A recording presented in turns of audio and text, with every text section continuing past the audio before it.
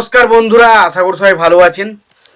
তো বন্ধুরা, এখন আমি যে বিষয়টা নিয়ে কথা বলবো, তো সেটা হলো একটা বাংলাদেশের সিনেমার কাজ, যেটার নাম হচ্ছে চক্কর 302। তো চক্কর 302, তো সেটা আজকে টিজার বেরিয়েছে, যেখানে আমরা অভিনয় করতে দেখতে পেতে চলেছি মোশাররফ করিমকে। তো সেটা লাগলো কেমন টিজারটা? দেখুন, টিজারটা খুব অল্প সময়ের জন্য রাখা হয়েছে এবং খুব ফাস্টভাবে এগোতে থাকে, এবং খুব একটা বেশি টিজারের মধ্যে সংলাপ দেওয়া হয়নি, এবং প্রচুর ফাস্টভাবে কি ঘটছে 302 নম্বর একটা রুমে, সেখানে কি ঘটেছে, কীরকম একটা মানে আমাদের হিংস দেওয়া হচ্ছে। এবং তারপরে আসতে গিয়ে লাস্টে একটা আমরা দেখতে পাচ্ছি মোশাররফ করিমের ক্যারেক্টারটা একজনকে সন্দেহ করে ধরেছে, এবং সে যখন বিভিন্ন রকমভাবে তার সঙ্গে কোনো রকম মুখ খুলতে চাইছে না, সেই সময় মোশাররফ করিম যে ডায়লগটা দেয় সেটা জাস্ট ফাটাফাটি ছিল। তো এখন কথা হবে স্পেশালি এই বিষয়টা নিয়ে, সেটা হচ্ছে চক্কর 302, তো এই টিজারটা নিয়ে। তো এই বিষয়টা নিয়ে কথা বলার আগে আপনাদেরকে একটাই কথা বলবো, আপনারা যদি চ্যানেলটা নতুন হয়ে থাকেন অবশ্যই আপনারা চ্যানেলটা সাবস্ক্রাইব করে নেবেন, আর যদি আপনাদের ভিডিওটি ভালো লেগে থাকে অবশ্যই লাইক কমেন্ট শেয়ার করতে ভুলবেন না। তো চক্কর 302 এই যে টিজারটা, এবং এই টিজারটা এক কথায় বলতে গেলে দারুণ কিছু হয়েছে এটা আমি বলছি না, বাট টিজারটার মধ্যে যে মোশাররফ করিমের যে পারফরমেন্স হবে না, যেটা আপনাকে মুগ্ধ করে দেবে।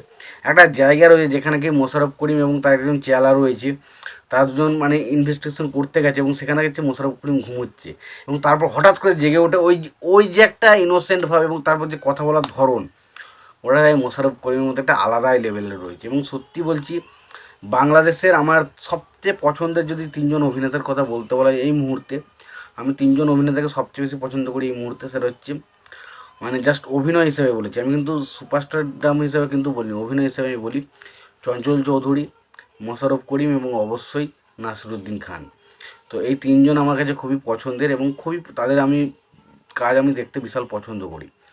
তো মোশাররফ করিম এখানে জাস্ট ফাটাফাটি একটা কাজ করেছে, দেখে বোঝা যাচ্ছে, এবং বোঝা যাচ্ছে 302 নম্বর রুমে কিছু একটা ঘটনা ঘটবে, এবং সেই রুমের এই একটা মেয়েকে হয়তো রেপ করে বা কোনো একটা কারণে হয়তো মেরে দেওয়া হবে, এবং সেটা আসলে কে করেছে সেটাই ইনভেস্টিগেশন করবে হচ্ছে এই মোশাররফ করিমের ক্যারেক্টারটা, এবং তারা একে অপরকে সন্দেহ করে ধরে নিয়ে আসবে, এবং শেষ পর্যন্ত তারা আসল খুনিকে ধরতে পারে কি না সেটা নিয়ে হচ্ছে আর কি সিনেমাটা। এটা একটা পুরোপুরি থ্রিলার জনরার কাজ হতে চলেছে।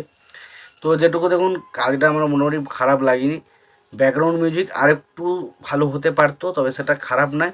ছবির বাকি যে আমরা সিনেমা ফটোগ্রাফি বলি বা যেভাবে সিনগুলোকে আসছে দেখাচ্ছে, খুনটা দেখাচ্ছে, তো সেগুলো সত্যি বলছি দেখতে ভালো লাগছে।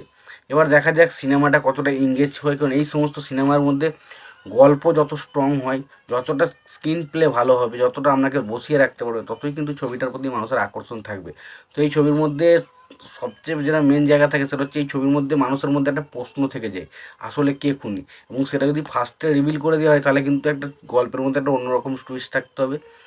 এবং যদি আমার মনে হয় যে তারা যদি গল্পের জন্য শেষ মুহূর্তে এসে ভিলেনটাকে রিভিল করে, সেটা সব থেকে বেশি ভালো, কারণ সেটা কিন্তু মানুষের মধ্যে একটা প্রশ্ন থেকে যায় যে কে আসলে খুনি, এটা নিয়ে একটা কিন্তু সন্দেহ থেকে যায়, এবং আমার মনে হচ্ছে কাজটা ভালো হতে পারে। তোমাদের কী মনে হয়েছে তোমরা অবশ্যই জানিও, তোমাদের ভিডিওটি ভালো লেগে থাকে লাইক কমেন্ট শেয়ার করে দিও, চ্যানেলটা নতুন হয়ে দেখলে অবশ্যই তোমরা চ্যানেলটা সাবস্ক্রাইব করে নিয়ে পাশে বেল আইকনটা অবশ্যই প্রেস করে দিও। ভালো থেকো, সুস্থ থেকো, দেখা হচ্ছে পরবর্তীতে।